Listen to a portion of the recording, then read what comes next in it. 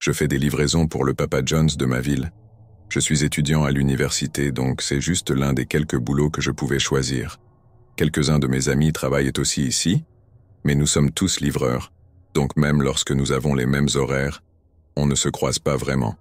Cela m'est arrivé en décembre dernier, alors que je prenais quelques heures supplémentaires avant Noël. Ce soir-là, il neigeait pas mal, ce qui ralentissait les livraisons, tout en augmentant leur nombre. Je ne me stressais jamais trop à propos du travail, même si devoir enchaîner les livraisons pendant des heures n'était clairement pas agréable. À 21h30, j'ai pris ma prochaine série de commandes à livrer et je suis monté dans ma voiture pour entrer les adresses. J'avais 2 commandes et les maisons étaient à seulement 5 minutes l'une de l'autre, mais elles étaient toutes les deux assez éloignées du magasin, à 15 minutes de route, ce qui ressemblait plutôt à 25 minutes avec ce temps. La première partie du trajet s'est déroulée normalement, puis j'ai commencé à m'enfoncer dans une partie de la ville moins fréquentée. Les maisons y étaient plus anciennes et la plupart des magasins du coin avaient fermé. Personne ne venait jamais ici à moins d'y vivre, car le quartier était vieux et plus vraiment aux normes actuelles. Après 20 minutes de conduite, je suis arrivé dans l'un des quartiers et j'ai roulé jusqu'à la première maison. La rue était déserte, aucune voiture garée sur les côtés et la plupart des maisons semblaient vides.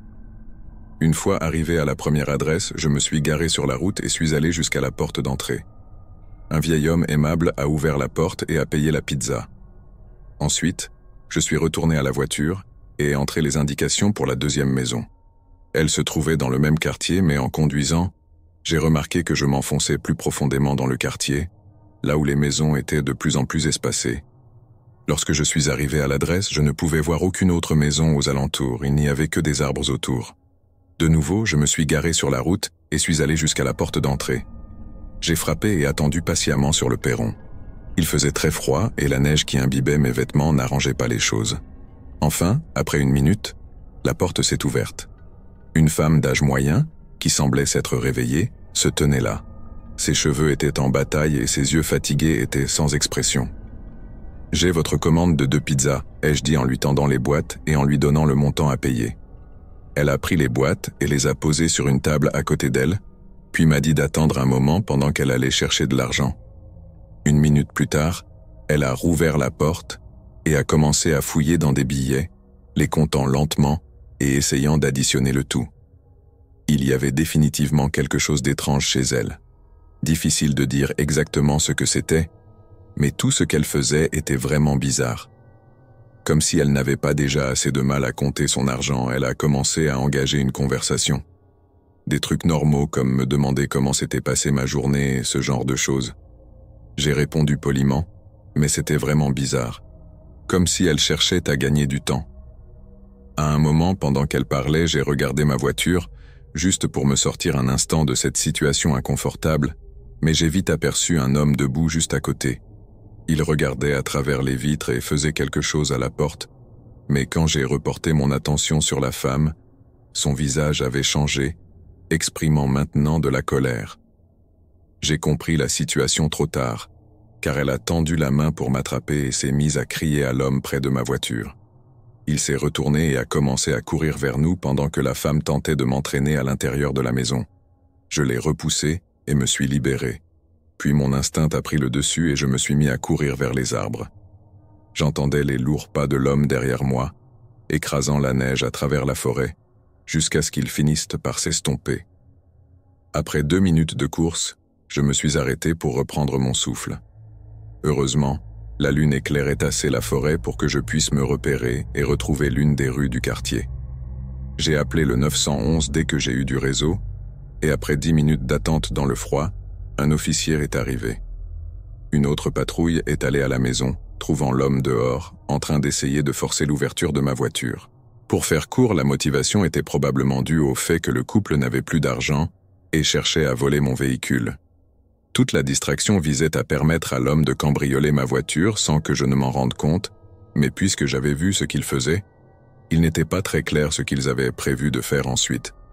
Peut-être m'auraient-ils simplement laissé partir, mais il est évident que je les aurais signalés, donc je doute qu'ils l'auraient fait. Je suis juste reconnaissant d'avoir pu m'en sortir indemne, et d'avoir été leur première victime avant qu'ils ne se fassent arrêter, n'ayant jamais eu l'occasion de faire quoi que ce soit à quelqu'un d'autre. C'était juste l'hiver dernier, au début de février. Je conduisais pour livrer une commande DoorDash. J'étais un peu fatigué, car cela faisait 4 heures que je conduisais, et il était presque minuit. Après cette livraison, j'avais décidé de rentrer chez moi, car je craignais de m'endormir au volant, surtout avec toute la glace et la neige sur les routes. Je roulais sur une route assez déserte. C'était une route secondaire qui reliait 2 des principales villes de notre région, mais il y avait une section de 5 km sans rien. Pas de bâtiments, pas de maisons, pas d'endroit pour s'arrêter. Pendant que je conduisais sur cette section, je ne sais pas vraiment ce qui s'est passé, mais j'ai été soudainement envahi par une vague de fatigue qui m'a fait perdre ma concentration sur la route pendant quelques secondes, mais cela a suffi. Je crois que j'ai roulé sur une plaque de verglas et j'ai dérapé vers le bas-côté. Bien que je sois pleinement revenu à moi à ce moment-là, c'était déjà trop tard. J'ai essayé de redresser la voiture sur la route, mais elle a juste continué à glisser hors de la route, dans le petit fossé entre la route et la forêt. Ce n'était pas un gros accident car la neige a amorti l'impact, mais j'étais tout de même un peu secoué, et j'ai tout de suite su que ce serait impossible de sortir de là. Ma voiture était coincée sur la pente du fossé dans une neige épaisse. Je n'ai même pas pris la peine de sortir pour voir à quel point c'était mauvais. J'ai tenté ma chance en essayant de manœuvrer la voiture pour obtenir un peu de traction, mais j'ai empiré les choses. Pendant que j'essayais de comprendre quoi faire, j'ai remarqué des phares de voiture au loin sur la route. Au début, je pensais que c'était juste une voiture qui passait, mais après quelques secondes, il était clair qu'elle ne bougeait pas.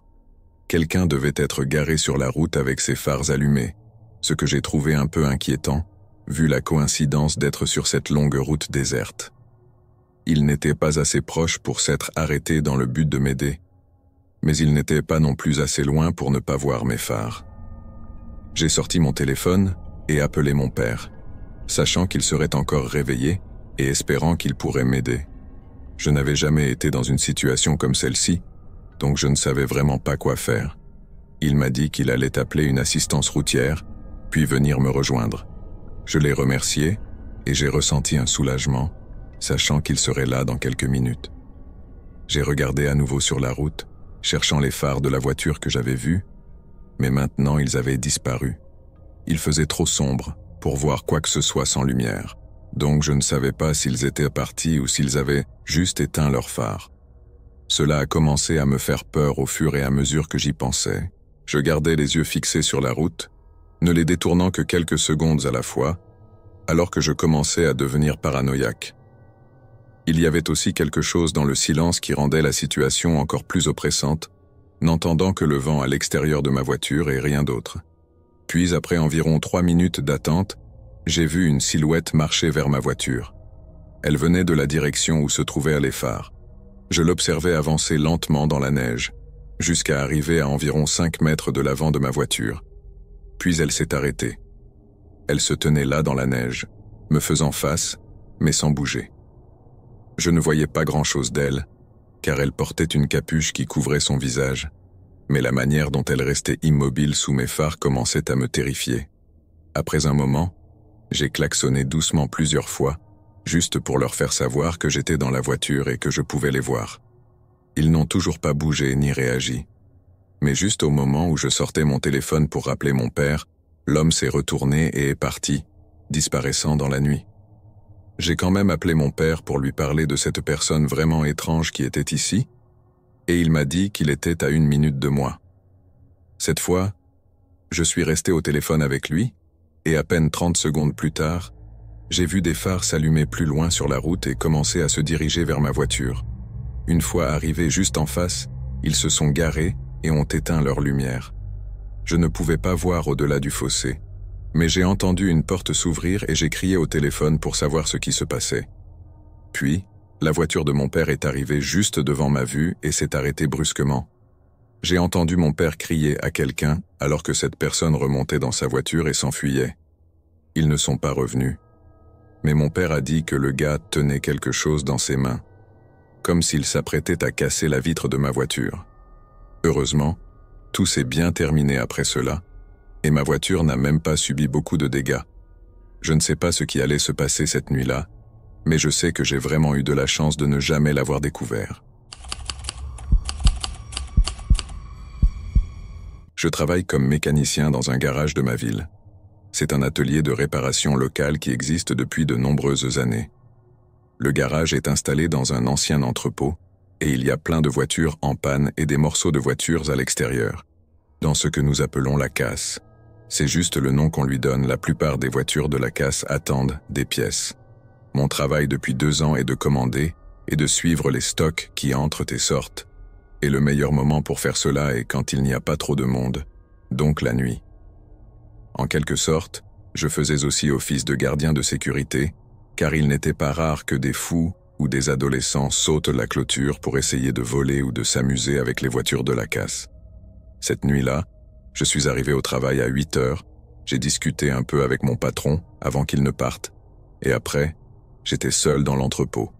Il pleuvait dehors, donc à l'intérieur du bâtiment, c'était vraiment bruyant, mais aussi apaisant d'une certaine manière.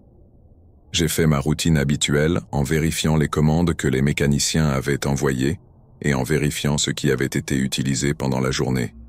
Rien d'inhabituel, mais 2 voitures avaient besoin de pièces très spécifiques, et pour l'une d'entre elles, le mécanicien n'avait pas noté l'année du modèle, ce qui est parfois très important. Je me suis levé de mon bureau et j'ai traversé l'entrepôt à la recherche de cette Nissan Versa grise pour confirmer quelle pièce commander, mais en arrivant au bout de l'entrepôt, je ne la voyais toujours pas. J'ai soupiré en me disant qu'elle devait être dans la casse, bien sûr, le jour où il pleuvait. Je suis retourné à mon bureau et, après une courte pause café, j'ai pris ma veste et ma lampe torche. Puis je suis sorti par la porte arrière. La pluie semblait s'être intensifiée depuis la dernière fois que j'étais sorti, mais au loin, je pouvais voir la voiture que je cherchais, cachée entre quelques autres véhicules. J'ai allumé ma lampe torche et j'ai commencé à marcher sous la pluie. Alors que j'arrivais au centre de la casse, un mouvement soudain devant moi m'a fait m'arrêter net. C'était à la limite de la lumière, et je ne faisais pas vraiment attention, mais il m'a semblé que c'était une personne qui bougeait derrière l'une des voitures. La pluie couvrait tout bruit que j'aurais pu entendre, alors je suis resté là, tenant ma lampe torche en l'air, attendant de voir d'autres mouvements. « Hé, je t'ai déjà vu, sors d'ici !» ai-je crié, en espérant que ce n'était qu'un gamin qui s'amusait. J'ai fait quelques pas de plus vers l'endroit où je les avais vus, et j'ai crié à nouveau pour qu'ils quittent la propriété. Je n'ai rien vu, alors je me suis rapproché et j'ai commencé à examiner toute la zone, mais celui qui était là devait déjà être parti. Honnêtement, j'étais soulagé de ne pas avoir à appeler la police ou à faire quelque chose de drastique. J'ai rapidement récupéré l'année du modèle de la Nissan, puis j'ai couru vers l'entrepôt et je suis rentré.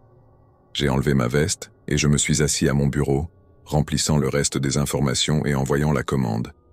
Je suis resté là encore une demi-heure à remplir d'autres demandes de pièces, puis j'ai dû faire l'inventaire dans la partie entrepôt du bâtiment. À ce moment-là, il devait être environ 00h30 ou 1h du matin. Je me suis dirigé vers les étagères et j'ai vérifié quels produits et pièces de la journée avaient été utilisés. Alors que je descendais la première rangée d'étagères, un bruit sourd a retenti dans l'entrepôt, puis les lumières se sont éteintes. Je suis resté immobile, les yeux grands ouverts, fixant l'obscurité totale. Je ne pouvais rien voir, mais entre le bruit de la pluie sur le toit, j'ai entendu des pas dans le bâtiment. J'ai fixé la direction d'où venait le bruit, et j'ai tout de suite su qu'ils se rapprochèrent de moi. Je ne savais pas quoi faire à ce moment-là. J'étais sûr que la personne qui était là avait coupé le courant, mais je ne savais pas pourquoi elle était là. Et sans lumière, je ne pouvais même pas m'enfuir.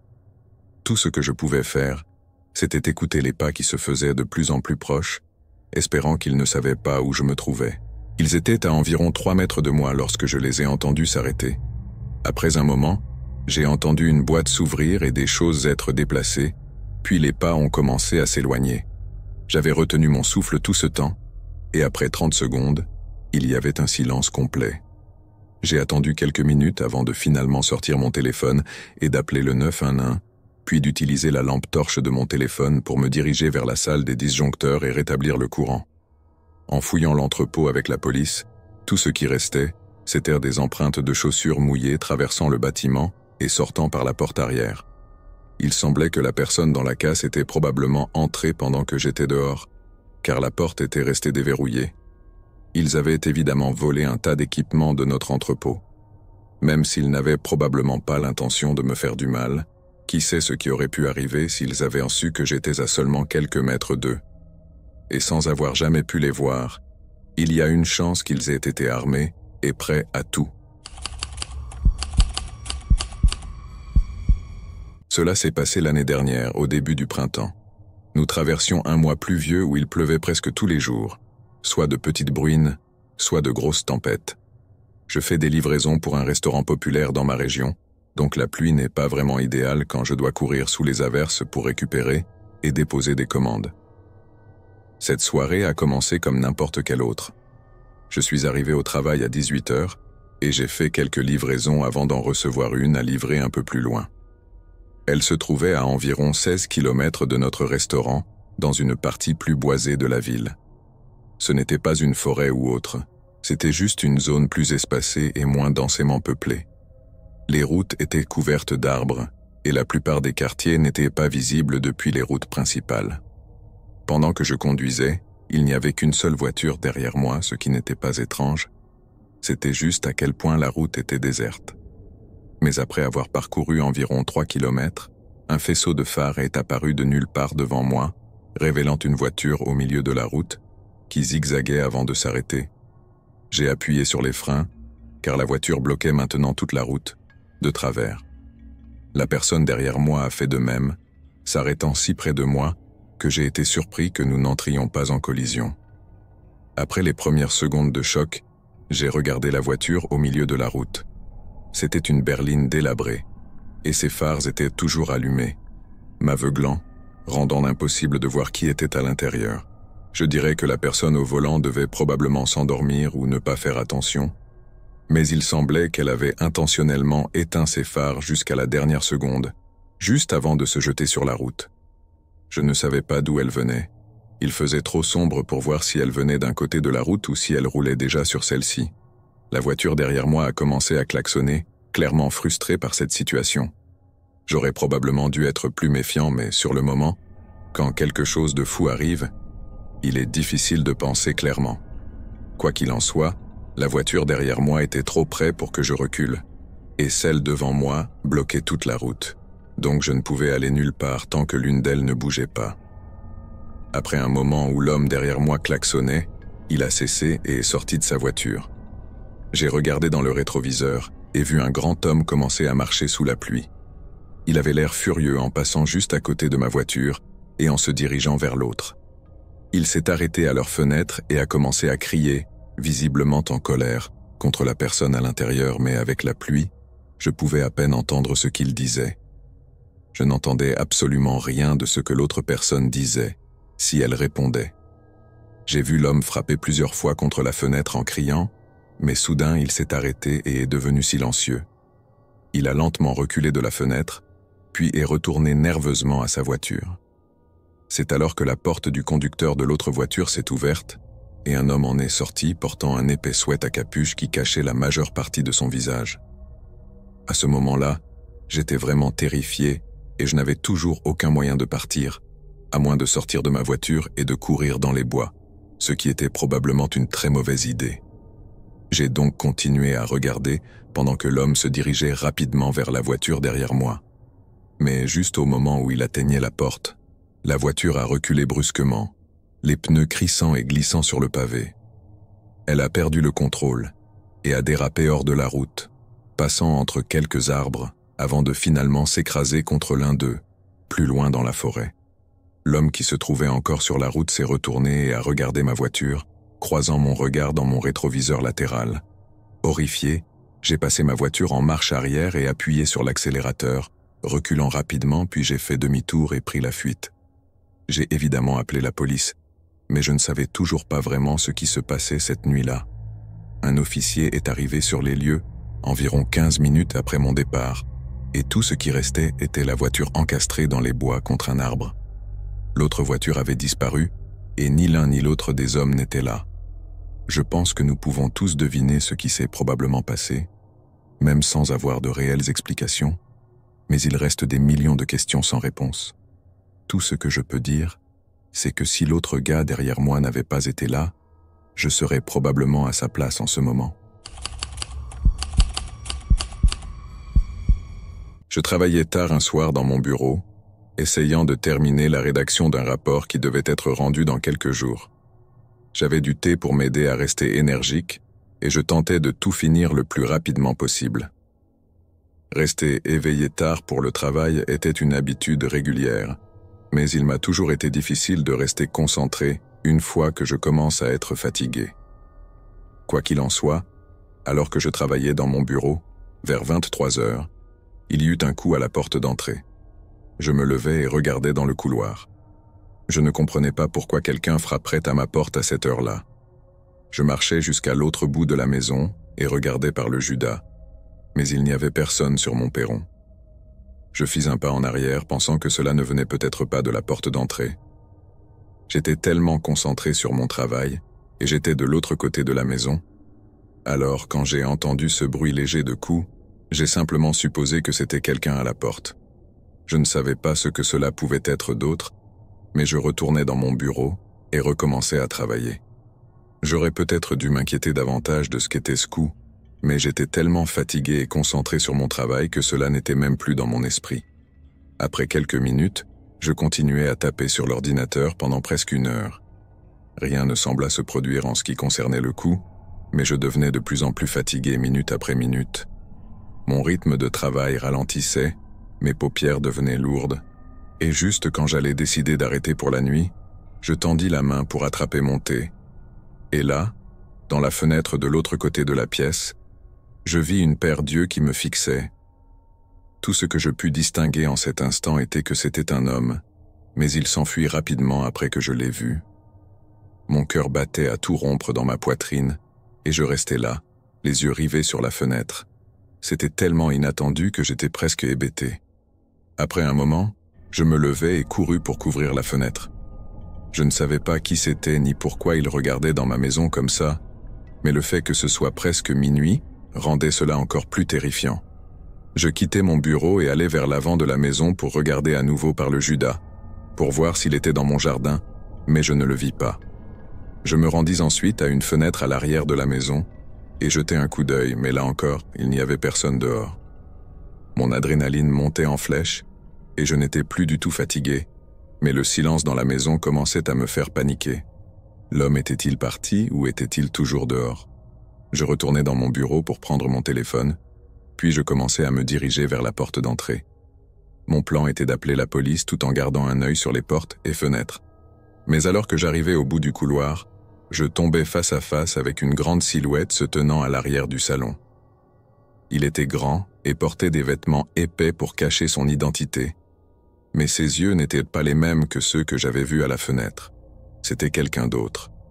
L'homme n'hésita pas et traversa la pièce en courant vers moi. Je me retournai et courus dans mon bureau, verrouillant la porte derrière moi et appuyant tout mon corps contre celle-ci, me préparant à ce qu'il essaie de la défoncer. Alors qu'il s'approchait de la porte, il ralentit et s'arrêta juste devant. Je pouvais l'entendre respirer, puis il commença à marcher de long en large, comme s'il faisait les 100 pas dans le couloir. Puis je l'entendis à nouveau, ce léger coup frappé de l'autre côté de la maison. L'homme devant la porte se mit à marcher dans le couloir, retournant vers le salon, puis il y eut un silence pendant quelques minutes, alors que je restais appuyé contre la porte. Rien d'autre. J'appelais la police en chuchotant dans mon téléphone et en les suppliant de venir rapidement. J'attendis environ 5 minutes avant d'entendre les sirènes approcher de chez moi. Ils déverrouillèrent ma porte d'entrée et entrèrent, sans qu'il y ait eu de confrontation. Je les entendis traverser la maison et enfin venir jusqu'à ma porte. Ils ne trouvèrent jamais aucun des 2 hommes. À ce jour, je ne sais toujours pas comment l'un des hommes est entré, ni ce qu'ils essayaient de faire. Je pense que les coups frappés étaient leur manière de communiquer depuis l'intérieur et l'extérieur de la maison. Mais cela me fait me demander aussi ce qu'était le premier coup que j'avais entendu. Toute cette situation me terrifie chaque fois que j'y pense, me demandant combien de temps l'un d'eux m'avait observé et depuis combien de temps l'autre se trouvait à l'intérieur de ma maison. Cela aurait pu finir bien pire pour moi, Donc je sais que j'ai eu de la chance, mais il est difficile de ne pas penser à la possibilité qu'il revienne. Et je ne veux pas dépendre de la chance pour assurer ma sécurité. Je venais de rentrer du travail et j'étais assis sur le canapé, un film à la télé. Il y avait une tempête dehors, et c'était vendredi. Alors quoi de mieux que de rester éveillé tard pour regarder un peu la télévision. J'avais laissé les rideaux de la fenêtre ouverts au cas où des éclairs apparaîtraient, espérant voir des choses intéressantes. Il ne pleut pas très souvent là où je vis, donc des nuits comme celle-ci sont vraiment rares et me rendent toujours enthousiaste. Mais au fur et à mesure que la nuit avançait et aux alentours de minuit, j'ai remarqué quelque chose dehors, à travers ma fenêtre. De l'autre côté de la rue, un homme marchait sur le trottoir. Il n'avait ni capuche ni manteau. Il était complètement trempé, mais il est monté sur le perron de l'une des maisons. Je ne pouvais pas voir grand-chose à cause de la pluie et de l'obscurité, mais on aurait dit qu'il attendait qu'on vienne répondre à la porte. Après une minute, il est redescendu sur le trottoir et a continué plus loin dans la rue. Je ne pouvais plus le voir après cela, mais le fait de l'apercevoir m'a donné un sentiment d'inquiétude. À cette heure de la nuit et avec ce genre de météo, ce n'était tout simplement pas normal de se promener ainsi et de monter aux maisons des gens. J'ai fermé les rideaux de la fenêtre pour que, s'il venait chez moi, il ne puisse pas me voir à l'intérieur et attendre que je réponde à la porte. Mais seulement 15 minutes plus tard, j'ai entendu un bruit dehors, près de chez moi. Quelqu'un montait mon allée et se dirigeait vers ma porte d'entrée, mais il n'y a pas eu de coup ni de sonnerie. J'ai entendu des bruits de pas autour de mon porche, puis près d'une des fenêtres, avant de revenir vers la porte. À ce moment-là, j'étais vraiment confus, et je voulais regarder par le Judas, mais j'avais peur qu'il m'entende. J'ai attendu et après une minute, je n'ai plus entendu de bruit. Je me suis discrètement approché de la porte et ai regardé par le Judas. C'était l'homme que j'avais vu plus tôt, et il était toujours là, debout au bord de mon porche, regardant la porte avec un visage inexpressif.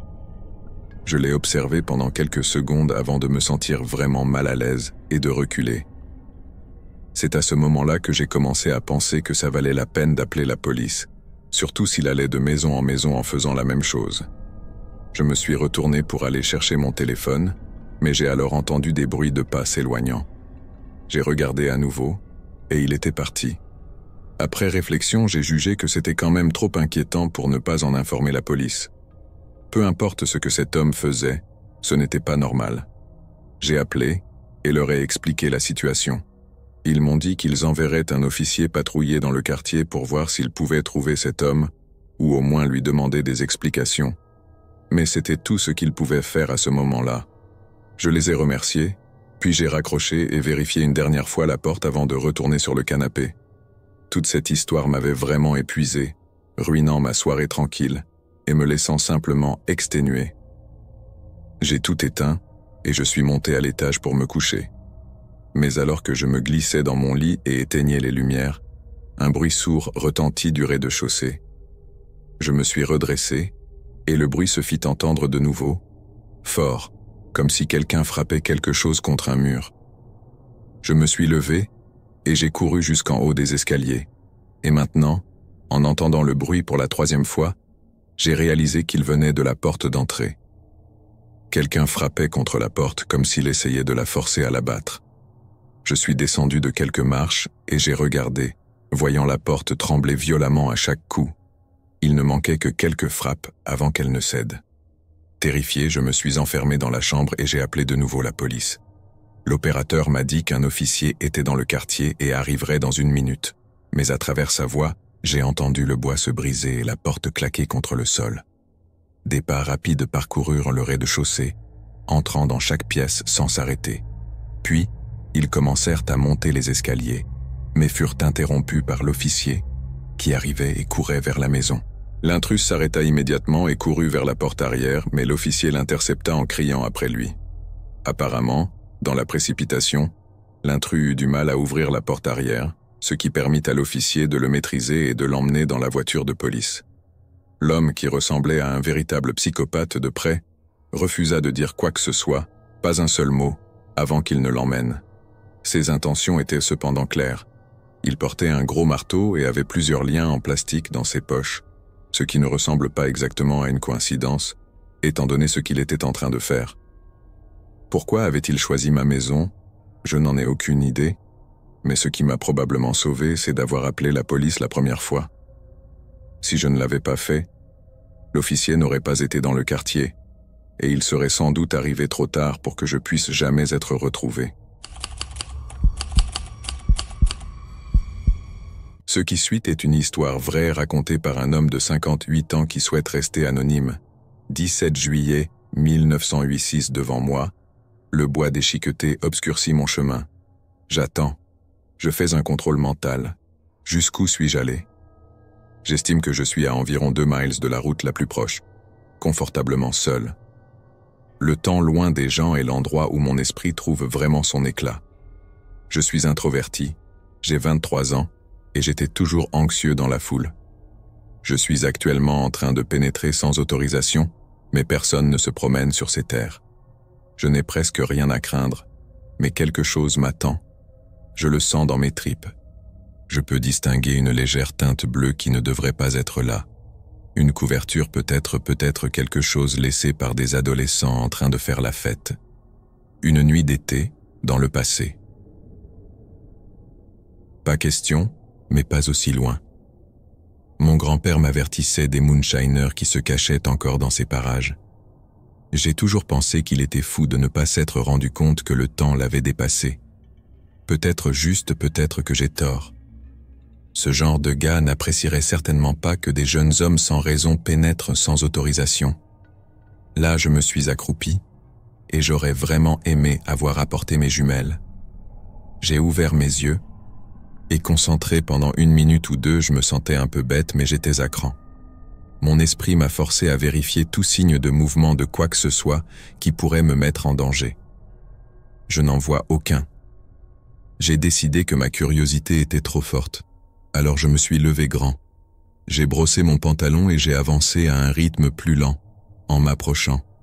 Il est clair que ce n'est pas une couverture, c'est une bâche bleue. Quelqu'un que Shin a cédé au fait qu'il n'était pas terriblement vieux. Le temps n'avait pas encore été assourdi son look élégant. L'usure n'était pas encore complètement installée. La zone était débarrassée des broussailles, mais je distingue une sorte de cabane grossièrement construite. Peut-être que cabane est un mot trop fort, un grand abri d'une certaine sorte. Je me rapproche, mais m'arrête à nouveau. J'écoute cette fois mon esprit, me suppliant de faire attention. Je n'entends absolument rien d'inhabituel, cependant pas de voix, pas d'écran, pas de son terrifiant d'un monstre cauchemardesque, juste les sons du Tennessee, les sons qui étaient censés être là. Je suis au chômage depuis plus d'1 an. Je fais de la randonnée dans ces zones pour fuir mes problèmes de vie quand le soleil tape fort et que j'ai parcouru quelques kilomètres. Il semble que je puisse me détendre, oublier le monde que je suis censé suivre. Mais me voici debout, près de ce qui semble être quelque chose dont je ne devrais pas faire partie. Mon esprit fait tout ce qu'il peut pour m'empêcher de faire un autre pas. Il sait que mon cœur sait que ça ne me semble tout simplement pas bien. Je choisis toujours le chemin de moindre résistance, c'est ce qui m'a conduit sur ce chemin horrible sur lequel je suis. Non, pas ce chemin dans les bois que je suis en train de parcourir. Je voulais dire la trajectoire de ma vie et personne. Pas de perspective, pas de famille à moi, et personne qui n'a rien de mieux à faire que de pénétrer sans autorisation, rôdant dans les bois pendant des jours et des jours. À la recherche de Dieu sait quoi, quelles que soient mes raisons, je me déplace autour de la structure et me retrouve à regarder l'entrée. La porte est fermée, et je remarque qu'elle est parfaitement suspendue à ses charnières métalliques, l'abri aussi délabré qu'il en a l'air, aussi bien entretenu aux endroits qui comptent. Le toit est recouvert de feuilles de métal vert foncé qui feraient un travail parfait pour garder le il pleut dehors. Je scrute rien d'autre, ne ressors pas de marquage, pas de symbole, pas de feu de camp, pas de structure supplémentaire. Bien que celle-ci soit assez grande, cette chose doit faire au moins 400 pieds carrés, et de tous les abris sur lesquels je suis tombé, c'est de loin le plus grand que je gère. Bonjour. Le mot ne résonne pas comme je le pensais. Le son de ma voix ne se bloque pas. Il tombe sans réponse. Il n'y a personne ici. Je me suis dirigé vers la porte, et j'ai senti ma main contre les lattes de bois. Je ne sais pas pourquoi. Peut-être inconsciemment j'avais peur que la chaleur de l'abri du diable m'attende de l'autre côté. Bien sûr, il n'y avait pas de chaleur. Je n'ai rien ressenti d'anormal. La porte est coincée. Quelqu'un avait coincé un morceau de bois dans la fente avant, comme une cale pour maintenir la porte fermement fermée.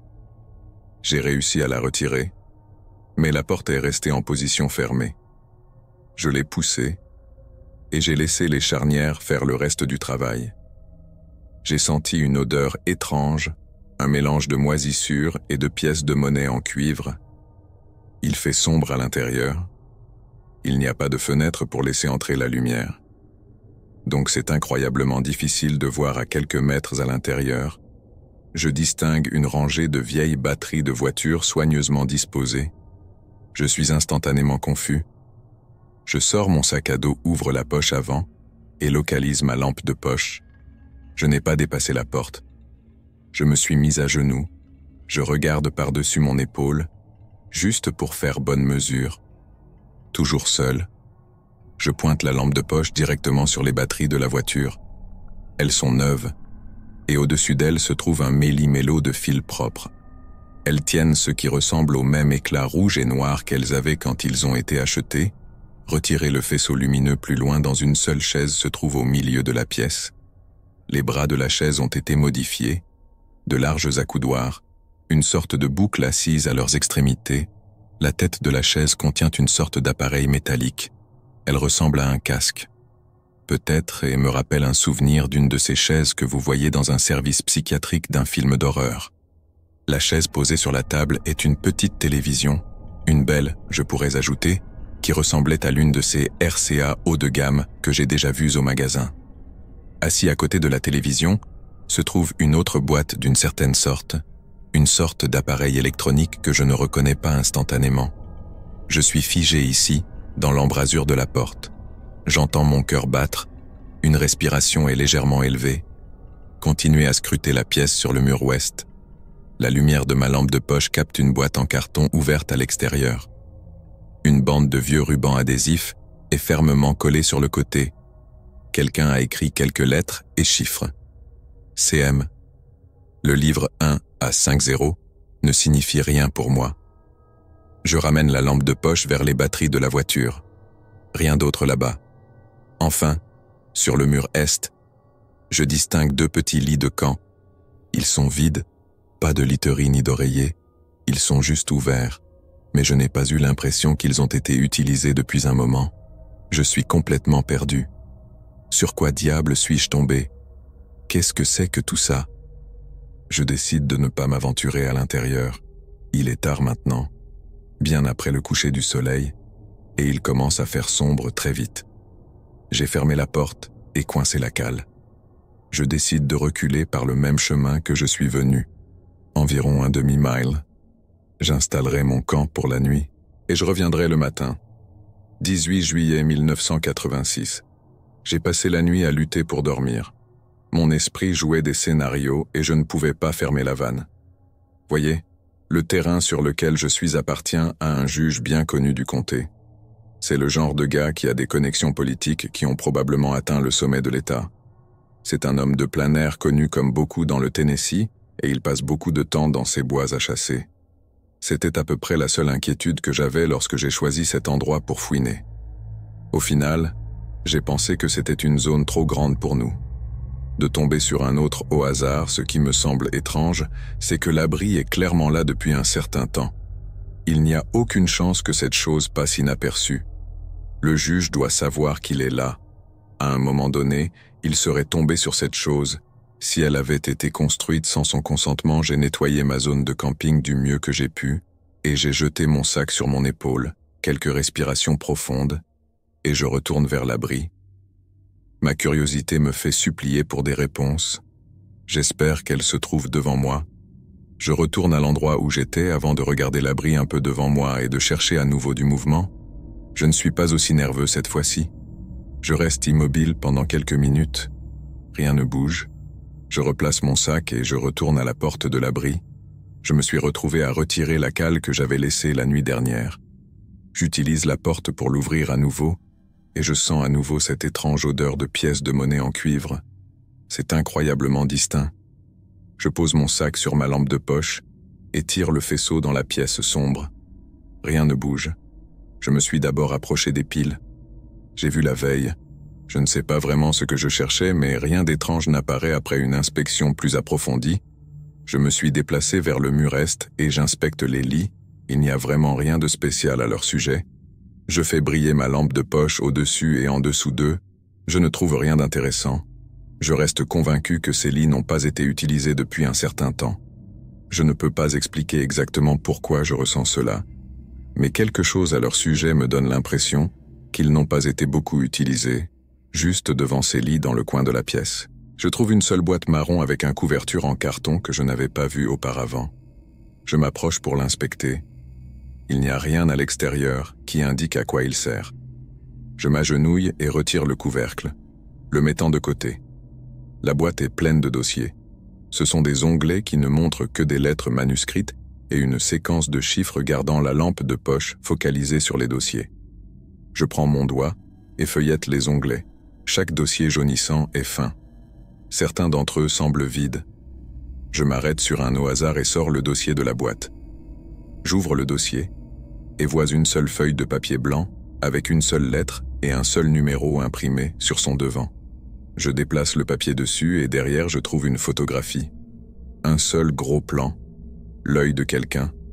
Je peux voir une joue partielle et un nez dans ce qui ressemble à quelques mèches de longs cheveux blonds. On a l'impression que le jeu appartient à une femme. L'œil lui-même a quelque chose qui ne va pas. La pupille est déformée.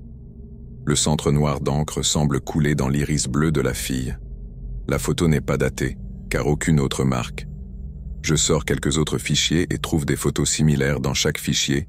Il y en a un seul, un morceau de papier avec une lettre et un chiffre derrière. Un gros plan d'un œil humain, tous déformés. Certaines pupilles ne sont pas complètement formées. D'autres montrent une pupille qui semble flotter quelque part au hasard dans l'iris. Je remets les dossiers en prenant soin de m'assurer que les lettres et les chiffres restent en séquence. Je ferme le couvercle et repousse la boîte dans le coin. Je me lève et me tourne vers la table assise à l'avant de la pièce. Ma lampe de poche capte la télévision. Elle est débranchée, mais un deuxième fil passe d'une entrée à l'arrière vers un appareil assis à côté d'elle sur la table. Je me déplace vers l'appareil et l'inspecte. J'ai déjà vu quelque chose comme ça. C'est une taille décente, enfermée dans du plastique, une porte où un clip est suspendu en son centre, quelques boutons à droite, un bouton de lecture, de rembobinage. C'est un magnétoscope. J'ai déjà vu ces choses dans des catalogues de magasins, mais c'est la première fois que j'en vois une dans la vraie vie. Je glisse ma main dessus. Il n'y a aucune chance que quelqu'un laisse ça pourrir ici. Il y en a 400 ou plus. J'ai honte. J'ai brièvement flirté avec l'idée de le voler et de le vendre contre de l'argent. J'appuie sur le bouton d'alimentation, mais rien ne se passe. L'appareil est également débranché. Après quelques minutes à admirer à la fois la télévision et le magnétoscope, je me retourne et mon attention revient sur la chaise au milieu de la pièce. C'est un acier en métal lourd. Peut-être que les accoudoirs sont définitivement modifiés. Ils sont extrêmement larges dans les boucles que j'ai vues la veille à l'avant des accoudoirs. Ils s'avèrent être réglables. Je ne les touche pas. Il y a un casque avec des sangles qui pend au-dessus de l'appui-tête et qui semble pouvoir être ajusté. La chaise est boulonnée au sol. L'odeur des centimes est plus prononcée ici. Concentre mon faisceau sur les boulons sur le sol. Le bois semble rester près de ces boulons. Un aspect sombre, presque huileux, a imprégné les planches par rien d'autre ici. Intéressant. Enfin, je me dirige vers la boîte sur le côté ouest de la boîte de la pièce que j'ai vue hier. Ma lampe de poche choisit les mêmes chiffres et lettres manuscrits que j'avais vus précédemment.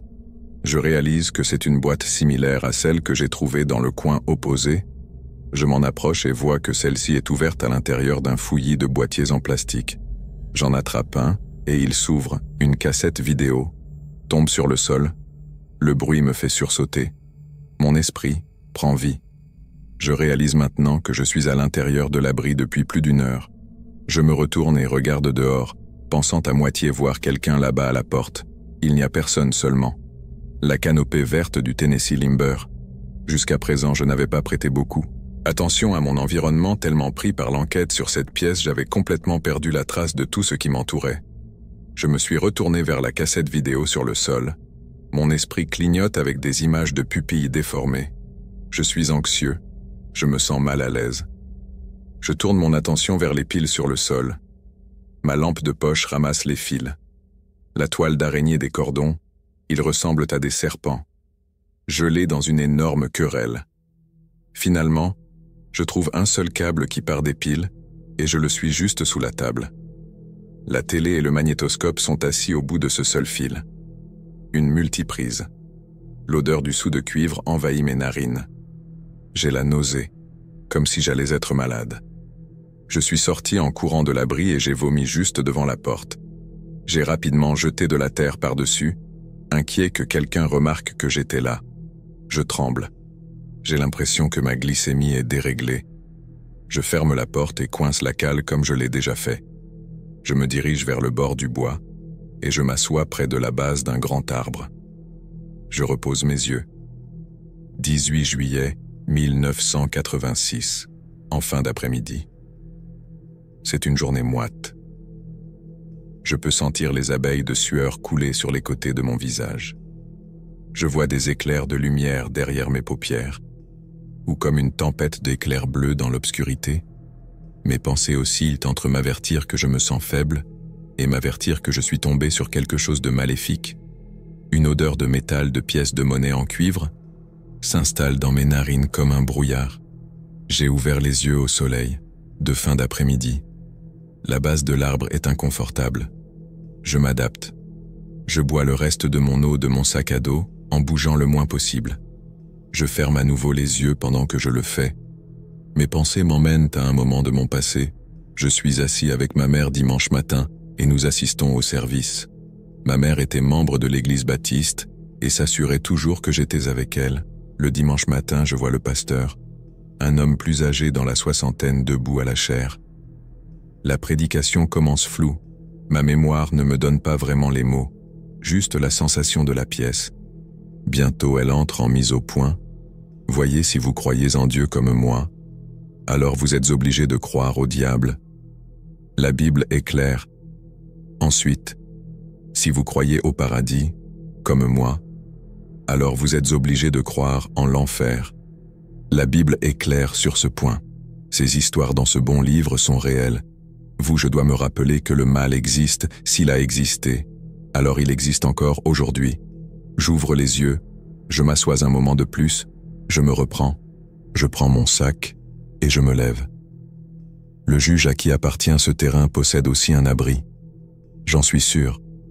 Je ne suis qu'à 2 miles de la route. La plus proche, il n'y a absolument aucune explication à ce sur quoi je suis tombé. J'ai été à l'intérieur de l'abri du diable. Je suis maintenant à un carrefour. Une bataille commence dans mon esprit quant à la façon de procéder. Dois-je revenir immédiatement et contacter le shérif ou dois-je revenir?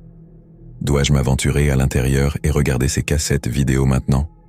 Il n'y a rien de positif à tirer de les regarder, mais je ne peux pas m'empêcher de donner libre cours à ma profonde curiosité. Je retourne à l'abri. Je m'arrête quelques instants pour m'assurer que je ne vois aucun mouvement. Je ne vois rien. Je me dirige vers la porte de l'abri. Je retire la cale et me familiarise à nouveau avec cette odeur de pièces de monnaie en cuivre. Je rentre à l'intérieur et je sors précipitamment, avant de me rendre compte que j'ai laissé la cassette vidéo sur le sol.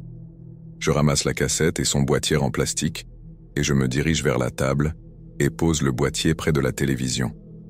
Tenant toujours la cassette, j'ai mis ma lampe de poche à genoux, je déplace le câble que j'ai vu plus tôt, et le suis jusqu'à ce qu'il atteigne sa multiprise. Il doit y avoir un onduleur ici quelque part. Sinon tout ce câblage est stupide. Aucune raison de le chercher, ça n'a vraiment pas d'importance. Soit je les branche et j'ai du courant, soit je ne les ai pas. Les 2 prises sont insérées. Et je lève la tête, juste après le dessus de la table. Une lumière bleue clignote sur le magnétoscope. Il est allumé, je tremble à nouveau. Cette fois, je ralentis, je m'assois par terre, face à la chaise en métal et à la porte. Je me dis de me calmer. J'essaie de contrôler ma respiration et mon rythme cardiaque. Ça marche. Après quelques minutes, je me lève et me retourne vers la télé. Je tends la main et allume le violon RCA avec un bouton. J'entends un bruit statique alors que l'écran clignote en vue. Je suis instantanément déstabilisé, j'entends faiblement les sons des oiseaux dehors de la porte à l'intérieur. La lumière bleue de la télé illumine mon visage. Ma lampe de poche est suspendue vers le sol, le bruit de l'électricité statique. Parmi tout le reste est tout simplement dérangeant. Je ne sais pas pourquoi j'ai glissé la cassette dans la fente du magnétoscope et j'entends la machine saisir la bobine. J'appuie sur lecture. L'écran devient noir. Le bruit de l'électricité statique est remplacé par ce qui ressemble à l'océan. Il monte et descend.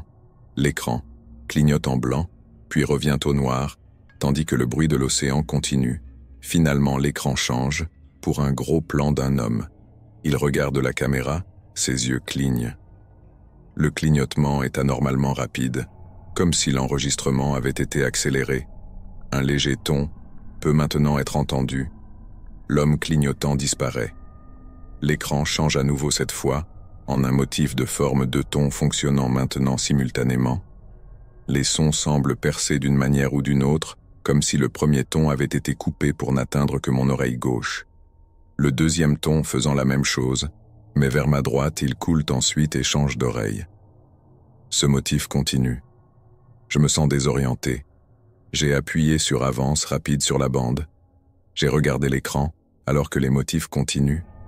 J'ai appuyé sur lecture plusieurs fois et vérifié que les mêmes tons continuent et les mêmes motifs, alors que j'avance rapidement à nouveau jusqu'à ce que les motifs disparaissent et que l'image semble montrer un écran bleu.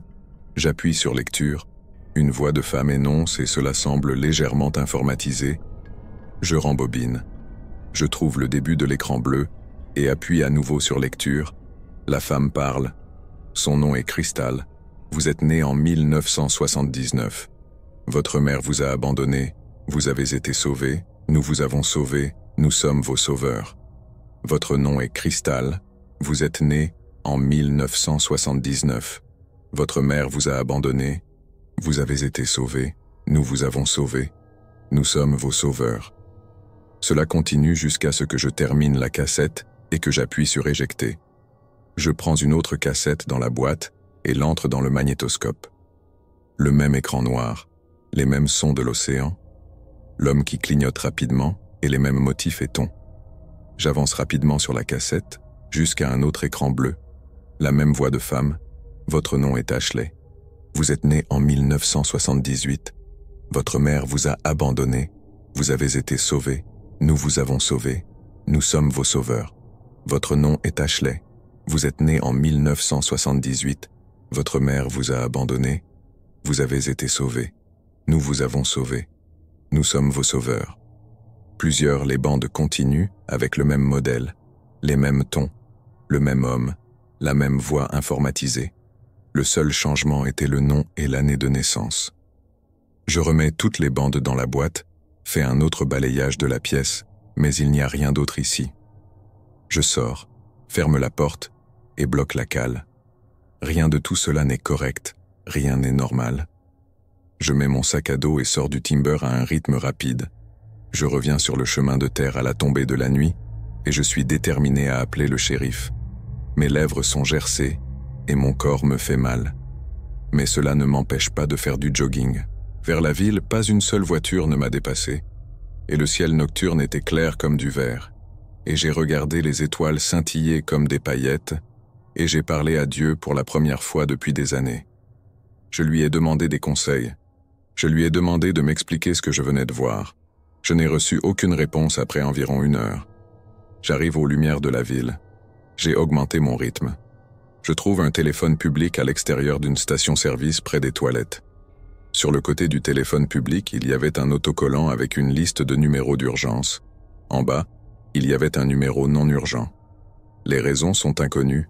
J'ai décidé d'appeler celui-là plutôt que le 911. Une femme répond. Je me suis figé.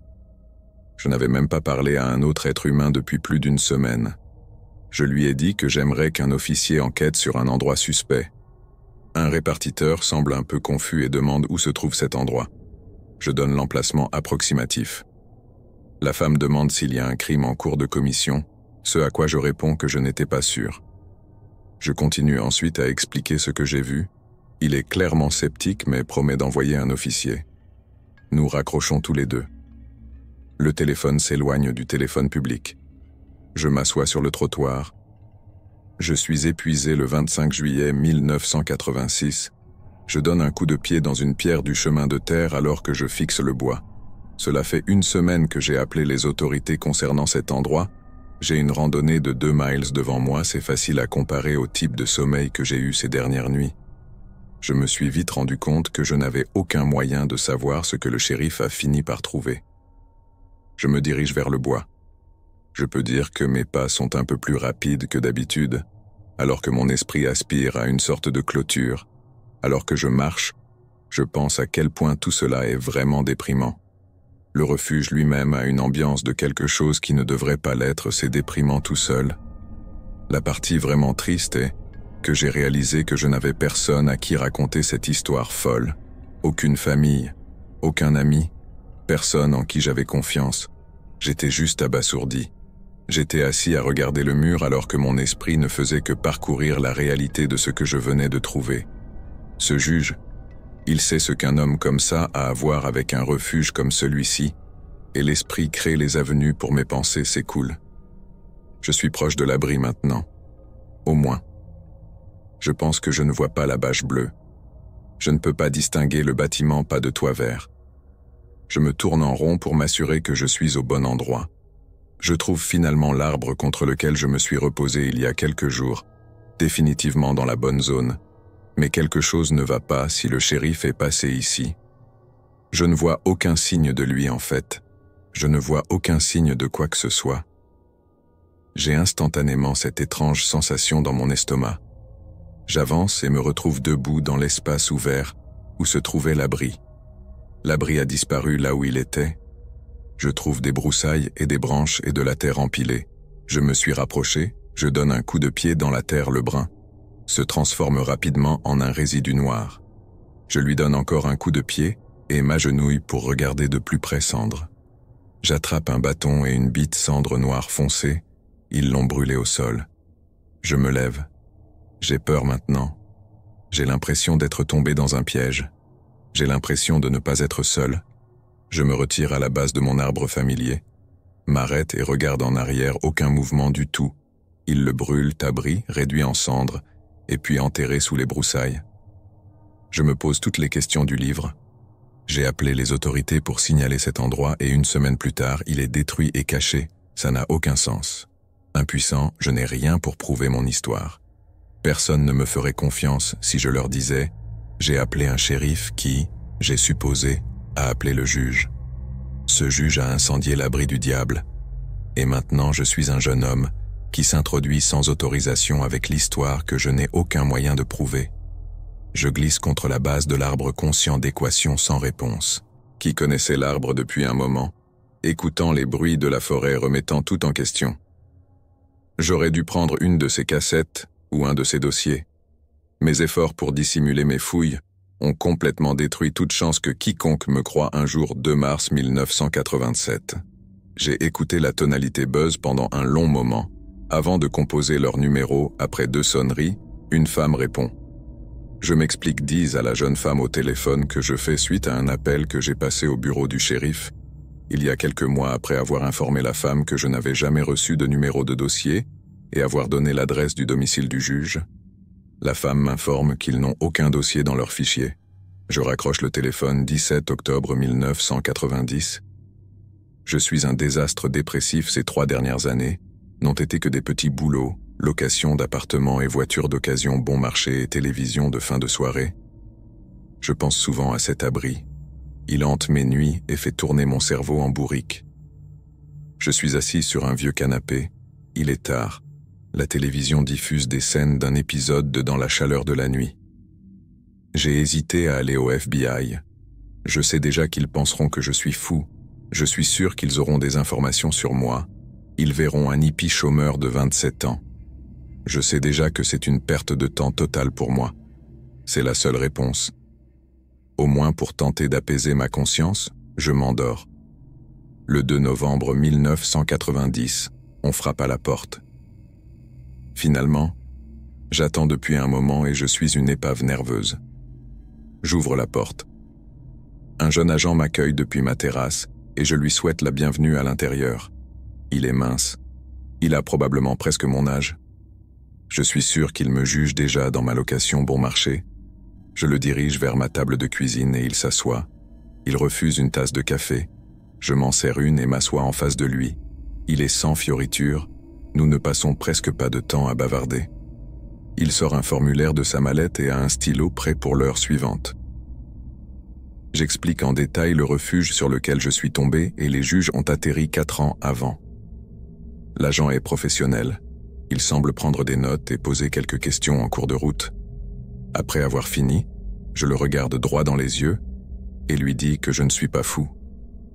Je m'excuse de ne pas avoir appelé plus tôt et je lui ai dit que j'avais peur de le faire parce que j'étais en train de pénétrer sans autorisation. Finalement, je lui dis que toute cette histoire m'a vraiment dérangé et a complètement impacté toute ma vie. Il ne me montre aucune sympathie. Il vous remercie de m'avoir tendu la main, me serre la main et me donne sa carte. Il me dit que j'ai bien fait de contacter le FBI et qu'ils prennent tous les rapports très au sérieux. En sortant, il me dit qu'il me recontactera. Je n'ai plus jamais de ses nouvelles. Le 21 juin 2001, à la 2e sonnerie, j'ai ouvert ma porte. Ils se tiennent sur le porche. C'est un homme bien habillé, en costume gris et cravate foncée. Il a demandé après moi par mon nom. Je lui réponds que je suis celui qu'il demande. Il se présente et explique qu'il est détective privé et qu'il voulait me poser quelques questions avant de répondre, un peu confus. Je demande si tout va bien. Si je suis dans une situation genre de problème, le détective privé m'a expliqué qu'il enquêtait sur une affaire de personnes disparues au Colorado et puis il est tombé sur un rapport que j'ai donné au FBI en 1990. Je l'ai laissé entrer, il m'a tendu un rapport du FBI. Que pouvez-vous me dire sur ce juge dans votre rapport? Rien, je ne connaissais certainement pas le gars. Personnellement, je le connaissais juste. Il était bien connu dans le comté à l'époque, il se trouvait juste qu'il pénétrait sans autorisation sur sa propriété. Quand je suis tombé sur le refuge décrit dans mon rapport. Pourquoi enquêtez-vous sur lui? Pas exactement été embauché pour enquêter sur une affaire de personnes disparues au Colorado. Elle a été vue pour la dernière fois dans une petite ville à l'extérieur de Boulder en 1981. Sa famille n'a pas pu faire de progrès terribles, mais je suis désolé. Comment cela se connecte-t-il au juge du Tennessee? Eh bien, j'ai pu localiser l'une des meilleures amies de la fille disparue à l'époque. Elle était dans un état critique, une toxicomane. Je lui ai longuement parlé de la disparition, et elle a fini par me dire que cette fille disparue traînait avec un groupe de la côte Est. Le mieux que j'ai pu comprendre, c'est qu'il s'agissait d'une sorte de secte. Elle n'avait pas beaucoup de détails, mais elle m'a donné le nom d'un type du Tennessee. Je lui ai rendu visite il y a un mois. Le juge a dit non et ça s'est terminé par une impasse. Ce type était en poste en Allemagne de 1979 à 1983. Il prétend n'avoir aucune idée de qui est cette fille disparue, mais dans notre entretien, quand je lui ai parlé de l'angle Colt, quelque chose dans l'histoire a touché une corde sensible. Il m'a dit qu'il connaissait un gars, un juge, qui prétendait être une sorte d'homme connecté. Il a toujours pensé que le gars était légèrement fou, mais ce qui est étrange, c'est que ce gars était également connecté à une sorte de secte. La vraie coïncidence était son voyage. Il faisait de fréquents voyages du Tennessee à la région de Boulder pour rencontrer certains de ses autres membres de la secte. Honnêtement, je n'ai aucune idée de comment le pièce du puzzle est même arrivé en place. Je me gratte encore la tête à ce sujet. Et le gars qui voyage entre le Tennessee et Boulder est le juge, n'est-ce pas? Oui, l'homme qui faisait ces voyages est le même juge dans votre rapport. Imaginez ma surprise lorsque je suis tombé sur votre rapport et que j'ai vu toutes ces choses sur le prétendu refuge sur son terrain. Le juge est décédé il y a 2 ans, c'est tout ce que nous avons. J'ai passé des semaines à interviewer des gens qui connaissaient ce juge. Pas un seul d'entre eux n'a eu une mauvaise chose à dire sur le gars. Il est propre comme un sous-neuf. Mon esprit s'égare. Puis reste encore 15 minutes environ. Il n'y avait pas grand-chose d'autre à gagner de notre conversation. Je suis entré dans la porte et je l'ai regardé sauter dans son SUV. C'était la dernière fois que je parlais à quelqu'un du refuge du diable.